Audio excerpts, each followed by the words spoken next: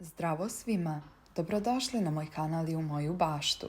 Danas ću sa vama podijeliti novi način prihrane krastavaca paradajza paprika. Ovako hranimo krastavce, paradajz, paprike jednom sedmično i svaki dan sakupljamo obilnu berbu. Prijatelji, kako bi prvi vidjeli svaki novi video, pretplatite se na kanal, potpuno je besplatno. A nama je potrebno proso 3 kašike, voda pola litre.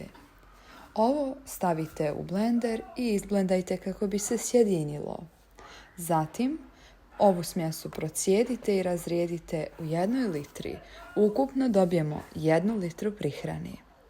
Razrijedite 1 šolju u 3 litre vode i vodu sipajte preko korijena, a ispod biljke.